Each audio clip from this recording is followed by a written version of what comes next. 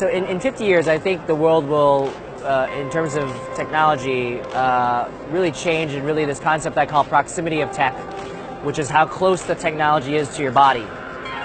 And right now, it's kind of silly. We like hold things and we wear things, and it's kind of at our hands, right? And our feet, right?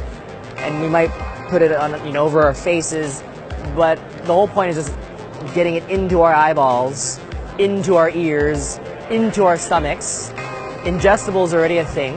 It's crazy. Like you literally ingest these pills, these robot pills that can, obviously see what you're eating and all these things and all your caloric intake. It's amazing. And then, you've heard of startups like Magic Leap, where they're doing like, AR for your world, where I should just be able to load my email and do this and like do this, right? Like that's literally what will happen, I think, in 50 years, is everything will just come inside. And that to me is really, really exciting. Many applications that today we perform unassisted will in fact be assisted operations. So a surgeon or a nurse in a hospital who's working on a patient will have an angel on his or her shoulder looking over him or her and offering helpful guidance when perhaps he's about to make a mistake.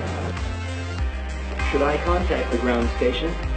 In 50 years' time, I think we will see very diverse mobility. We will have autonomous cars, and I think we will still have manual-driven cars, because it's really the choice of the customer. By safety reasons, we will make the conventional cars also very safe. That means it's not necessary that we really need completely autonomous driving, only driven by safety. So what will the world look like in 50 years' time? Well, sadly it's anybody's guess.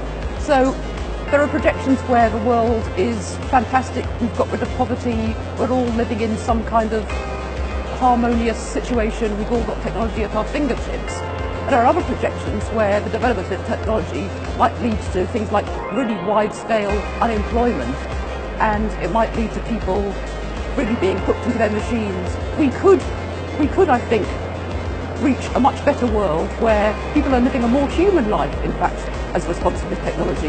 And I think if we don't push it in that direction, we could have a very, very dystopian future. It's very hard to predict the future 50 years ahead.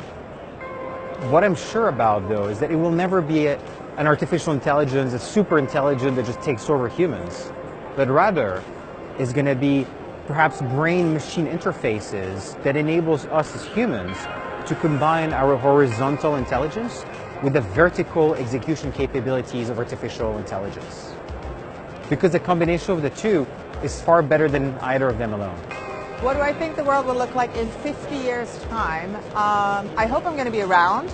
I think it's going to be better, more beautiful. I think we're going to live in a world where we are not just seeing what we want to see, but hopefully where we are being, from a media perspective, also inspired and challenged to think differently, but all hopefully for the good of mankind and humanity. I think the world is going to be great.